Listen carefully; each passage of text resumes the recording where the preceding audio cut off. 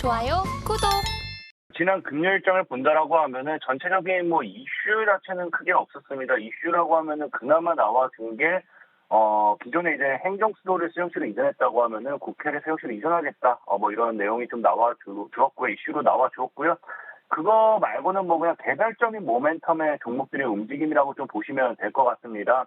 그 세종시 이전 이슈로 인해 가지고 지금 보면은 프롬파스트라는 종목, 첫 번째로 프롬파스트라는 종목이 그러니 이전 모멘텀으로서 좀 급등해준 모습이 나와줬어요. 그래서 지금 보면 전체적인 차트가 최근에 이제 바닥을 다지는 구간대에서 우리가 이런 박스권이라고 표현을 하죠. 박스권을 만드는 구간에서 이슈가 나와주면서 최근에 이제 거래량을 터뜨리면서 윗꼬리, 매물, 물량 소화도 나와줬기 때문에 아마 이런 이슈를 가지고서 장기적인 우상향을 하는 모멘텀도 우리가 좀 기대해 볼 수 있지 않나 좀 생각을 해봐요.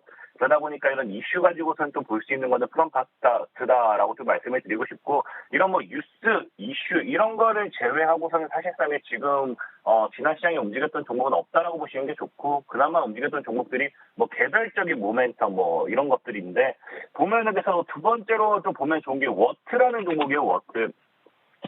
자, 워트라는 종목도 사실상에 이제 뭐 급등이 나와줬는데, 시간에 급등이 나와주는데, 이 종목 역시도 뭐 시간에 급등이 나온 어떤 특정 이슈, 뉴스가 있었다기보다는 이제 조만간이 보호예수 물량이 해제가 됩니다. 보호예수 물량이 해제가 되다 보니까 이 물량을 팔아먹기 위해서는 어떻게 해야 된다? 주가를 끌어올려야 돼요. 그런 관점에서 봤을 때 보호예수 물량 이 차익 실현을 위한 주가 상승 모멘텀이다라고 우리가 좀 생각해 볼 수 있는 부분이다.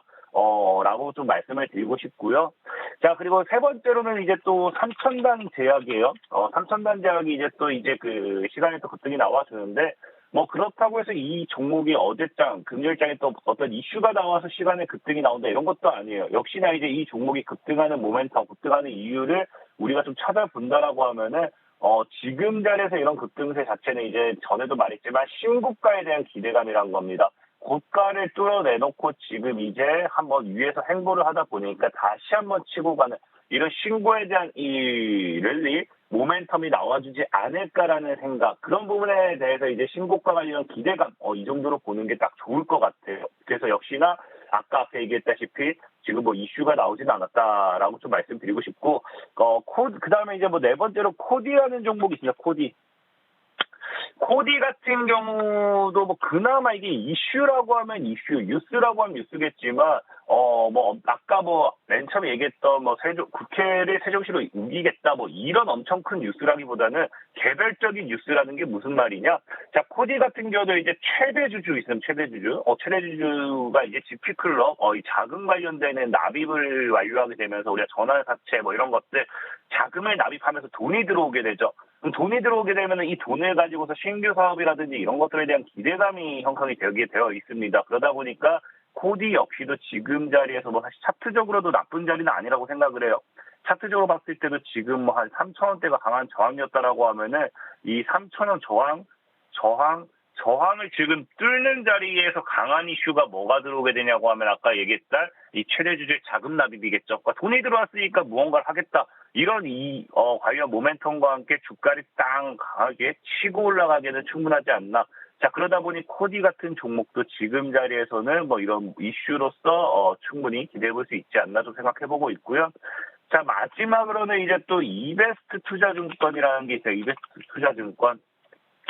자, 이베스트 투자증권 같은 경우도 사실 뭐 엄청 뉴스가 나온 건 아니에요. 그냥 그나마 이 종목이 시간에 급등하는 이유를 봤을 때는 이게 이제 오늘 기준으로 배당락을 실시하게 되죠. 배당락을 실시하게 되니까 이 배당을 받기 위해서는 오늘자가 딱 기준이 돼야 돼. 4월 1일에 배당락이 실시가 되니까. 그래서 시간에라도 이 종목을 매수함으로써 배당을 좀 챙기려는 그런 이 모습이다.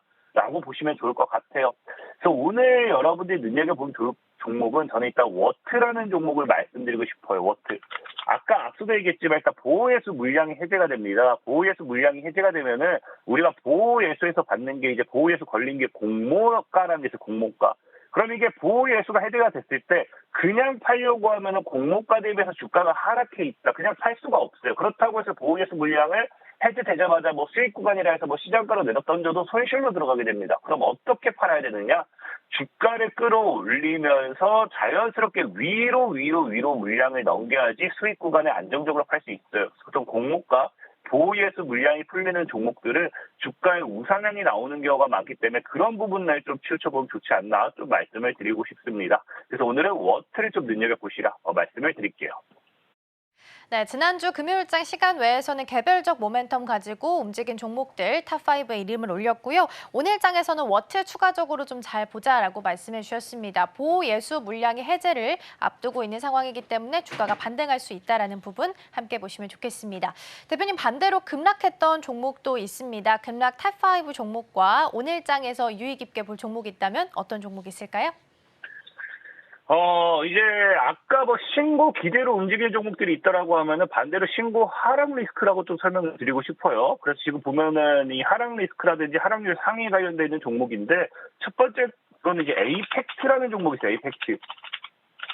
에이펙트 같은 경우도 지금 이제 보시면 아시겠지만 단기간에 신고가 달성을 했습니다. 신고가를 돌파하는 자리에서 뭐가 나오냐고 하면은 음봉으로서 맞고 떨어지고 있어요. 그러다 보니까 신고가 돌파 실패하면은 주가가 하락으로 이어질 거다. 이 하락에 대한 리스크다라고 좀 보시면 좋을 것 같아요. 그래서 하락에 대한 리스크로 지금 빠진 게 확인되고 있고요. 자, 그 다음에 동시에 이스펙타시스라는 종목이 있습니다. 이스펙타시스 같은 경우도 보면은 역시나 뭐가 나오고 있어요. 이 신고를 찍어내는 구간에서 음봉으로 무너지기 시작했죠. 자, 그러면서 동시에 신고 하락 리스크, 신고가 실패에 대한 하락 리스크가 발생하게 되는데 여기에 또 뉴스가 나오는 게 1억 원 이상 매도 체결된, 그러니까 1억 원 이상 던진 큰 물량이 나온 이런 업종이 아니죠. 매도 체결된 이 주식 상위군으로서 이제 그 뉴스가 나오게 됩니다. 그러다 보니까 매도 체결 상위 기업으로서 이 리스크까지 좀 나오면서 시간에 빠지는 모습 확인해 보실 수 있고요. 자, 네, 유라테크라는 종목.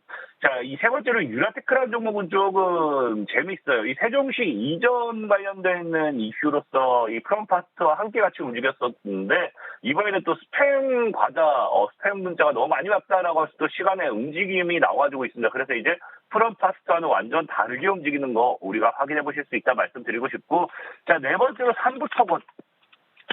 삼부토건 같은 경우 시간의 하락 리스크, 시간에죠. 이 신고가 하락 리스크가 아니라 하락률 상위. 그러니까 보통 우리가 뉴스 장 마치고 나면은 오늘 코스피에서 뭐 하락했던 상위 종목이 무엇인지, 코스닥에서 하락했던 상위 종목이 무엇인지 뉴스로 나옵니다. 그러다 보니까 삼부토건 같은 경우도 하락률 상위로 뽑히게 되고요. 자, 센즈렉 같은 경우도 뭐 하게 된다? 샌드램 같은 경우도 이제 하락률 상위에 뽑히게 되면서 시간에 하락이 나오는 거 확인해 보실 수 있습니다.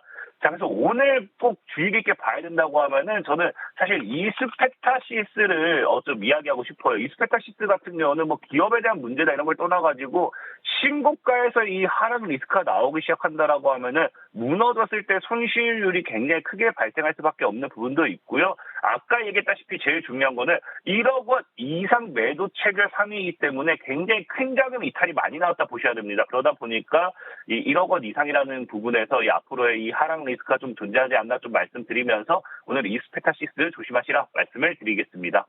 좋아요, 구독!